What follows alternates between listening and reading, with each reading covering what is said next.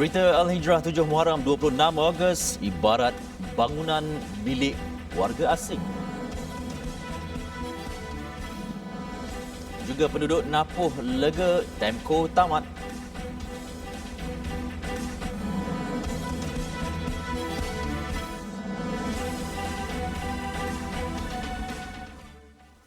Bismillahirrahmanirrahim. Assalamualaikum warahmatullahi wabarakatuh. Berita Al-Hijrah malam ini bersama saya Ardi Herman Marzi. Seorang buruh kontrak dijatuhi hukuman gantung sampai mati di Mahkamah Tinggi Kuala Terengganu atas pertuduhan mengedar dadah jenis metamfetamin dan heroin 3 tahun lepas. Hakim membuat keputusan itu selepas mendapati pihak pembelaan gagal membuktikan keraguan munasabah terhadap tertuduh Abdul Wahab Said di akhir kes pembelaan. Tertuduh yang berusia 45 tahun berdepan 3 pertuduhan mengikut Seksyen 39B /1 -A dihukum mengikut Seksyen 39B/2 Akta Dadah Berbahaya 1952. Mengikut pertuduhan pertama, tertuduh didakwa mengedar dadah jenis metamfetamin seberat 123.89 gram di sebuah rumah di Bukit Payung, Marang pada 7.30 pagi 10 Disember 2017. Tertuduh juga didakwa mengedar dadah jenis metamfetamin seberat 51.84 gram dan heroin seberat 43.60 gram di dalam sebuah kereta Pro 2 Myvi yang diparkir di alamat, masa dan tarikh sama. Selain itu, tertuduh turut berdepan 2 lagi pertuduhan memiliki dadah jenis nimetazepam seberat 7.58 gram dan 7.15 gram di dalam rumah dan kereta sama. Bagi setiap kesalahan itu, mahkamah menjatuhkan hukuman penjara 3 tahun bermula daripada tarikh tangkap. Di Johor pula, seorang bekas timbalan pengarah pendidikan agama bersama seorang pegawai pendidikan Islam daerah Johor Bahru mengaku tidak bersalah atas pertuduhan menerima rasuah 4 tahun lepas. Tertuduh Muhammad Nasir Amin dan Muhammad Fauzi Arsyad didakwa melakukan jenayah itu antara 14 April hingga 30 September 2016 di lokasi yang berbeza. Muhammad Nasir, 58 tahun, dituduh atas 3 pertuduhan dengan cuba memperdaya pemilik sebuah syarikat pencetakan buku untuk mempercayai bahawa bayaran RM10,000 merupakan sumbangan kepada Badan Kebajikan Bahagian Pendidikan Jabatan Agama Johor.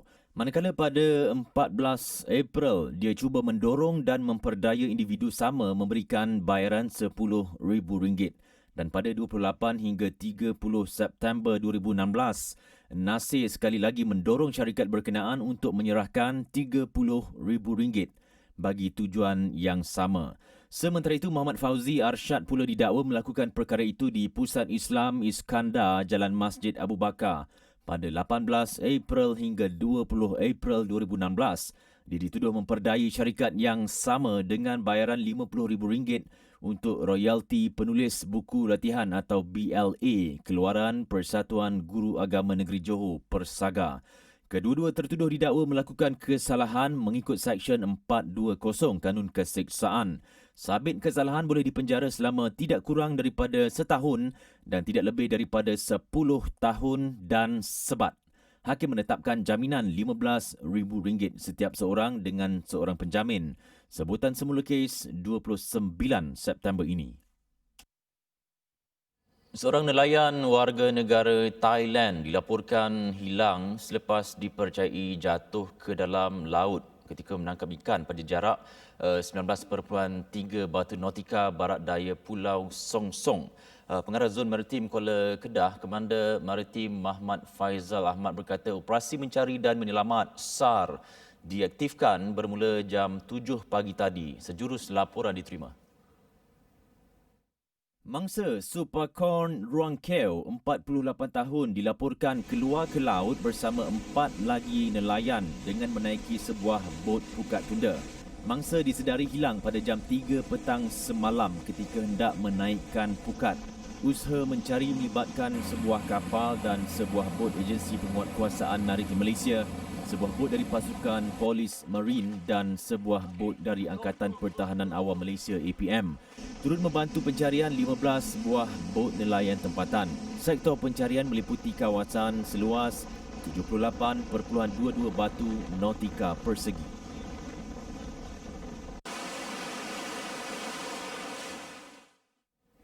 Ibarat satu kemerdekaan, itu yang dirasai penduduk kampung Natoi di Napoh, Kedah setelah Perintah Kawalan Pergerakan diperketatkan. PKPD bersasar secara pentadbiran TAMCO ditamatkan hari ini. Kegembiraan dan kesyukuran jelas terpancar di wajah 350 penduduk kampung Natoi sebaik gelang merah jambu ditanggalkan daripada pergelangan tangan mereka yang dipakaikan sejak 3 Ogos lalu. Rata-rata penduduk yang ditemui menyifatkan pengalaman di kuarantin menerusi TAMCO tidak dapat dilupakan sepanjang hayat mereka. Bila kita dalam keadaan ataupun perintah TAMCO ni, kita jadi dalam keadaan terkurung lah. Kita dikawal oleh polis di bahagian pintu depan masuk kampung. Dan juga di jalan-jalan di bahagian belakang kita diblok. Jadi kita tak boleh nak keluar, urusan harian tak boleh berjalan. Bagi yang bekerja kampung, bagi yang bekerja sendiri dan bekerja makan gaji, kita tak boleh buat kerja sendirilah. Dan juga untuk anak-anak yang bersekolah, sekolah tak boleh pergi. Ada yang anak-anak yang nak ambil periksa, so dapat tertekan jugalah kan. Jadi kita fikir benda ini sebagai satu benda yang positif. Kami rasa syukur kerana wabak Siwa Gangga telah pun bukan berakhir lagi, telah tiada lagi di dalam kawasan kami. Dan pada hari ini amat bermakna bagi kami kerana kami telah merdeka. Sebagai tanda syukur, penduduk bergotong royong memasang bendera di hadapan pintu masuk dan di sepanjang jalan di dalam kampung. Penduduk turut menzahirkan ucapan terima kasih kepada petugas barisan hadapan yang bersama memerangi COVID-19 di kampung mereka. Kerajaan akan mengadakan perjumpaan bersama golongan lesbian, gay, bisexual dan transgender LGBT serta badan bukan kerajaan NGO yang berkaitan dalam masa terdekat. Menteri di Jabatan Perdana Menteri Datuk Dr. Zulkifli Muhammad Al-Bakri berkata pertemuan itu bagi membincangkan isu-isu berkaitan golongan berkenaan. InsyaAllah mungkin dalam seminggu dua ni tarikh sudah ada. Sebenarnya kebetulan saya tak ingat tarikh sebab terlalu banyak. Tapi insyaAllah kita akan lakukan. Tapi dari segi pendekatan tu macam mana? Pendekatan cukup baik, kita berhiwar, kita berbincang dan kita nak tahu apa permasalahan di samping kita kemukakan beberapa solusi dan juga saya mengambil kesempatan untuk memberi sedikit bantuan kepada mereka insyaAllah. Menurut beliau, pihaknya terbuka menyelami permasalahan golongan berkenaan, namun mereka perlu mematuhi batasan dalam masyarakat, keluarga dan kejiranan bagi mewujudkan suasana harmoni dalam kehidupan majmuk. Julai lalu, Datuk Dr. Zulkifli memberi lesen penuh kepada penguatkuasa Jawi untuk mengambil tindakan terhadap transgender mengikut prosedur operasi standard SOP yang ditetapkan. Kenyataan itu bagaimanapun dikecam Suruhanjaya Pakar Undang-Undang Antarabangsa ICJ yang menggesa arahan itu dibatalkan. Kononnya bagi memastikan perlindungan yang sama dan tiada diskriminasi terhadap golongan LGBT. Bagaikan bangunan milik warga asing, segenap ruang pusat membeli belah Kenanga Wholesale City atau KWC di Ibu Negara kini didominasi oleh warga Indonesia, Pakistan dan Bangladesh. Rata-rata mereka menjalankan perniagaan tanpa sebarang masalah. Ikuti tinjauan wartawan Norayuni Johari yang mengikuti Ops Bersepadu Pelesenan Dewan Bandaraya Kuala Lumpur di BKL siang tadi. Sekitar jam 11 pagi tadi, saya bersama juru kamera mengikuti Ops Bersepadu Pelesenan di BKL di Pusat Membeli Belah Kenanga Whole City KWC di Jalan Samping. Setibanya kami di lokasi mendapati banyak premis pakaian telah pun dibuka, namun tiada pekerja yang menjaga premis mereka. Sebaliknya, hanya meletakkan halangan di hadapan kedai sebagai langkah mengkaburi mata pihak penguatkuasa dari disoal siasat. Pemilik kedai barangan telefon, Ray Goh, yang telah berniaga di sini lebih 5 tahun, tahun memaklumkan warga asing mula mendominasi perniagaan mereka sejak 2017 hingga berjaya mengauk keuntungan lebih daripada biasa dengan menyewa tapak perniagaan daripada individu lain. Malah ada juga yang menjadi pemilik kedai namun tidak mempunyai lesen yang sah daripada pihak berkuasa. Sekarang banyak warga asing. Saya pun sudah lama kat sini. Tak ada orang tak apa-apa operasi ke apa-apa. Dia sekarang sudah lama sini. Lepas tu saya nampak dia punya warga asing kan berniaga kat sini. Dia untung duit banyak tapi tak bayar teks. Sebab kenapa? Dia tak boleh buka bank account. So dia punya duit semua hantar balik dia punya negara. Tak bayar teks, tak ada apply itu license. Semua ialah orang bos semua warga orang asing. Semua ialah Bangladesh. Sini 90% punya kedai ialah owner ialah Bangladesh. Sementara itu, Timbalan Pengarah Kanan 1 Jabatan Pelesenan dan Pembangunan Perniagaan Muhammad Muzamil Jamaluddin memaklumkan hasil tindakan UPS bersepadu yang dijalankan pihaknya pagi tadi mendapati kebanyakan premis perniagaan di dalam KWC melanggar peraturan Seksyen 3 UUK Pelesenan Trade Perniagaan dan Perindustrian 2016 kerana tidak mempunyai lesen perniagaan dan sebanyak 22 kes direkodkan menggunakan pekerja warga asing tanpa permit yang sah. Kita tengok warga asing bila kita masuk ke premis semua dah tinggal, dia terus meninggalkan barang-barang ni lah. Jadi dari segi sasaran untuk warga asing kita tengok tak berapa mencapai lah. Sebab bila you all datang dengan strength yang ramai, warga asing ni biasanya adalah dia tak mematuhi syarat-syarat yang ditetapkan oleh immigration. Sebab immigration biasanya dia ada visa pekerja. Itu je yang kita laksanakan. Jelasnya kompaun akan dikenakan terhadap premis yang melanggar undang-undang membabitkan penyalahgunaan permit pekerja warga asing. Dalam pada itu, pengurusan kenanga Whole City KWC yang ditemui menyatakan pihaknya hanya mampu memberi nasihat terhadap penyewa premis yang menyewakan tempat mereka pada warga asing. Memandangkan KWC adalah sebuah pusat membeli belah berkonsepkan strata. We manage the mall, but we don't manage the individual lot units. So we have no control over that. What we can do is we can advise and encourage. Let's say, for example, they have no business license. We can, since we're here all the time, we're happy to help the authority to kind of keep pressuring them to get the license. Laporan Nur Ayuni Johari untuk Berita Al-Hijrah. Bakal menyusul, OKU hidap kanser, jual epok-epok sara hidup.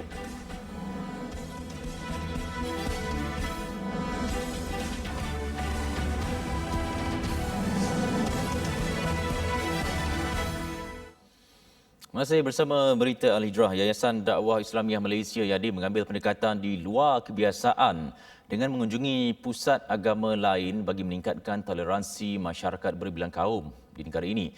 Dan hari ini delegasi YADIM ke Gereja Besar Saint Anne, Bukit Mertajam di Pulau Pinang diketuai yang dipertuanya Nasruddin Hassan. Delegasi tersebut mengadakan perbincangan dan bertukar pandangan selama 30 minit dengan Uskup Kristian Katolik Datuk Sebastian Francis.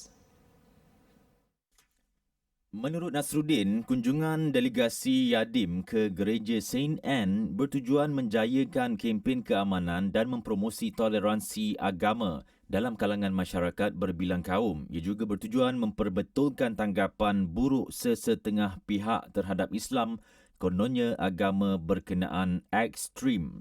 Apa yang kita nak sampaikan melalui dakwah ini juga ialah yang paling penting supaya tidak ada lagi buruk sangka terhadap Islam. Ialah saya tahu di sana ada propaganda daripada pihak tertentu yang tidak bertanggungjawab yang sengaja memberi imej yang negatif kepada Islam, kononnya ekstremis dan sebagainya. Sebenarnya ekstremis itu berlaku pada semua kelompok pihak apabila mereka tidak berpaut kepada ajaran dan suruhan agama. Tambah Nasruddin, persaudaraan dan persahabatan perlu dijadikan teras dalam menyampaikan dakwah Islam kerana tiada paksaan dalam agama. Sementara itu, Datuk Biskop Sebastian turut mengakui generasi muda berbilang kaum di negara ini perlu dipupuk dengan nilai-nilai kemanusiaan agar masyarakat dapat hidup dalam suasana aman dan harmoni. We have no choice but to work together for justice and peace, for peace and justice. And we must be especially concerned these days for our younger generation. Whatever be their race, whatever be their religion, we must be concerned for our younger people. And we must lay the foundations based on values that are human, values that are spiritual. Menurutnya, bagi merealisasikan hasrat itu, semua pihak sama ada pemimpin politik, agensi kerajaan atau badan bukan kerajaan perlu menyediakan landasan yang betul kepada anak muda supaya mereka boleh mengecapi keamanan dan keadilan. Menjelang Hari Kemerdekaan, pasti ramai yang mengambil peluang untuk menggayakan busana tradisional kaum lain sebagai lambang keamanan dan perpaduan negara. Menurut pendakwah Dr. Nur Muhammad Hadi Zahalan, Islam tidak melarang perbuatan tersebut namun perlu mengikut syarat-syarat yang telah ditetapkan syariah. Menurut Dr. Nur Muhammad Hadi, imej Islam perlu dikekalkan agar tidak menimbulkan sebarang fitnah ketika menggayakan pakaian berkenaan. Dan yang paling penting adalah yang disebutkan oleh para alim ulama, pakaian itu bukan menunjukkan keagamaan seseorang ataupun keagamaan dalam agama lah. Contohnya, kalau kita tengok agama Kristian, dia ada father, iaitu father ada pakaian rasminya. Begitu juga sister ada pakaian rasmi ataupun Tok Sami ada pakaian. Jadi kita tak boleh memakai pakaian itu kerana ia adalah pakaian keagamaan. Jadi daripada sudut Islam sudah tentu salah dan tidak dibenarkan. Tambahnya, selain tidak melambangkan agama lain, terdapat 4 syarat yang disarankan oleh alim ulama ketika memakai pakaian, iaitu menutup aurat, tidak jarang, tidak ketat dan memakai pakaian mengikut jantina masing-masing. Jelasnya, beliau menyifatkan budaya memakai pakaian tradisional kaum lain sebagai satu penghormatan kepada kepelbagaian bangsa di Malaysia. Namun sebagai seorang Muslim, agama perlu didahulukan dalam semua perkara. Memulakan perniagaan kuih epok-epok kerana tidak mahu bergantung sepenuhnya kepada wang kebajikan itu kegigihan pasangan suami isteri orang kurang upaya OKU Pertuturan dan Pendengaran di Johor Bahru. Kehidupan mereka semakin sukar apabila ketua keluarga Zulkifli Ainul Mohsin disahkan menghidap kanser limfoma tahap 4 tahun lalu. Katanya selepas disahkan menghidap kanser, Zulkifli tidak lagi mampu bekerja sebagai pemandu lori. Isterinya yang sebelum ini bekerja di sebuah kilang terpaksa berhenti demi menjaga anak-anak dan suami yang sakit. Menurut Zulkifli, dia dan isterinya Siti Nur Atikah Muhammad Suhaimi bersama 2 anak berusia 4 dan setahun 8 bulan pernah menjadikan kereta iswaranya sebagai kediaman selama 2 minggu sebelum berpindah ke projek perumahan rakyat PPR Siti Indah di Johor Bahru. Kini pasangan OKU ini berusaha membuat dan menjual karipap segera bagi menampung hidup dan kos rawatan kanser.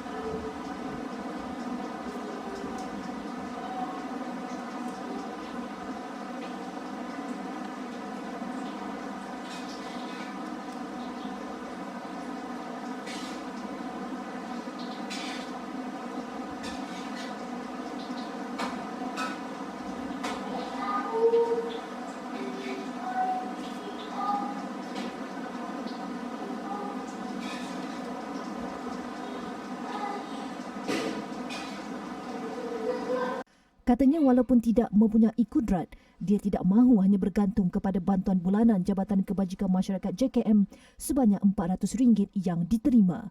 Zulkifli telah menjalani rawatan kemoterapi sebanyak 16 kali di Hospital Sultanah Aminah dan akan menyambung rawatan September ini. Orang ramai yang ingin menghulurkan bantuan, sumbangan boleh disalurkan ke akaun Maybank milik Zulkifli bernombor 1012-8003-1978 atau hubungi talian 013-742-8343. Memorandum Persefahaman MOU yang dimeterai antara Perbadanan Kemajuan Filem Nasional Malaysia FINAS, Universiti Teknologi Mara UiTM dan Lembaga Teknologis Malaysia MBOT hari ini dilihat mampu menjadi batu loncatan bagi merealisasikan visi utama menjadi pengiktiraf penggiat industri kreatif, khususnya sektor perfilman negara. Menteri Komunikasi dan Multimedia Datuk Saifuddin Abdullah berkata kerjasama itu penting bagi memperkasa pembangunan latihan berkaitan perfilman, akreditasi dunia perfilman selain penilaian kendiri dalam kalangan penggiat.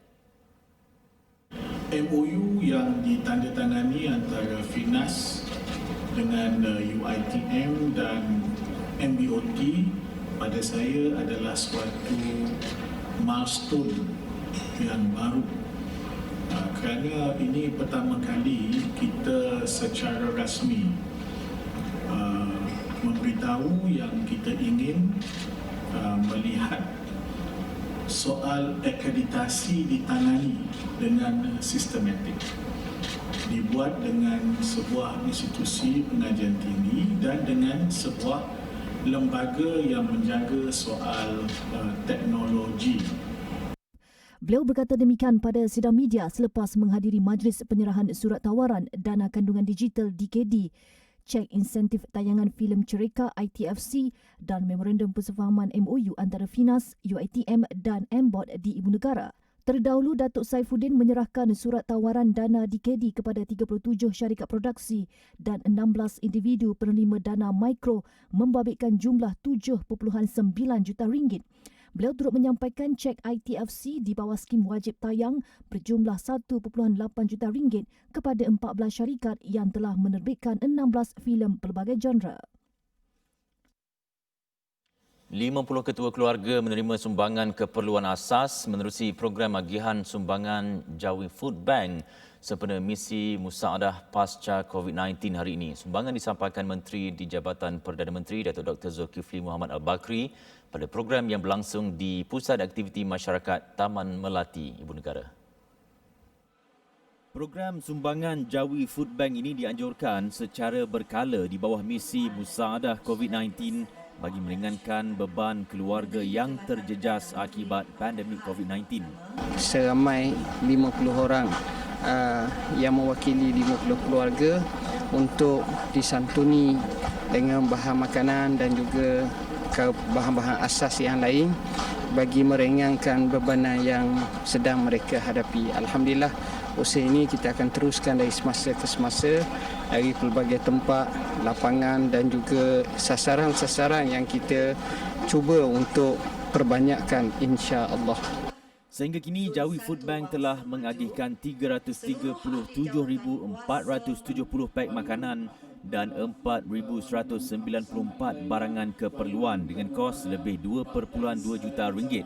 Program ini menyasarkan golongan penerima yang terdiri daripada petugas barisan hadapan, asnaf, orang-orang upaya OKU, rakan jalanan, B40, bukan Islam dan warga asing sejak awal tempoh PKP dilaksanakan di negara ini.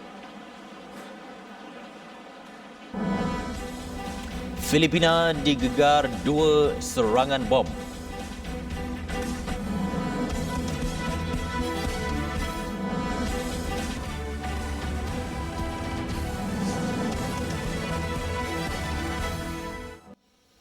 Laporan luar negara, wanita warga Indonesia yang menjadi pengebom bunuh diri disyaki menjadi dalang kepada 2 serangan bom di Pulau Holo, wilayah Sulu di selatan Filipina Isnin lepas. Wanita berkenaan merupakan balu kepada Norman Lasuka yang pernah melakukan serangan seumpama itu di Sulu pada Jun 2019. Memetik Al Jazeera, seorang lagi wanita yang terlibat ialah warga Filipina yang merupakan isteri kepada Abu Dalha, pemimpin kepada unit Abu Sayyaf, Komander Tentera Filipina, Lieutenant General Cirilito Sobejana berkata pasukan penyiasat masih mengumpul serpihan badan penyerang untuk mengenal pasti sama ada seorang daripadanya adalah wanita Indonesia berkenaan. Sebelum serangan itu, pihak berkuasa giat memburu 2 pengebom bunuh diri wanita di wilayah berkenaan. Serangan pada Isnin itu berlaku berhampiran gereja Katolik di Holo dan mengorbankan 21 orang. Sudah 63 tahun negara mengecap kemerdekaan, hargailah pengorbanan yang telah dilakukan oleh perwira negara. Menyumbanglah ke tabung pahlawan Angkatan Tentera Malaysia sekarang. Ketika itu, aku hidup dalam dunia yang penuh dengan darah. Tapi, hatiku masih di sini.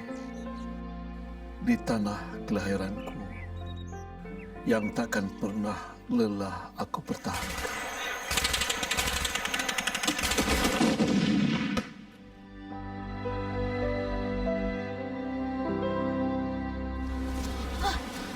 Minta maaf, Atuk.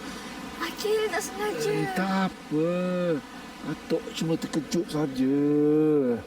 Selagi nadi masih berdenyut, akan ku teruskan sisa perjuangan ini. Mereka yang ku kenali kini telah tiada. Yang tinggal hanya nama menjadi sejarah.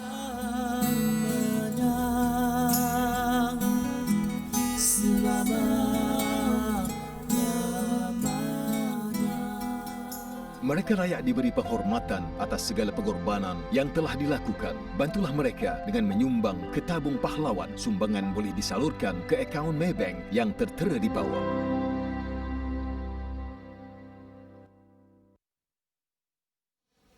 Baik, jangan lupa saksikan siaran langsung analisis 9 malam ini dengan tajuk 63 tahun merdeka, mengapa bahasa kebangsaan ditolak, bersama hos Nazirah Syarigat. Sekian untuk malam ini, saya Ardi Herman. Kita jumpa lagi. Assalamualaikum warahmatullahi wabarakatuh dan selamat malam.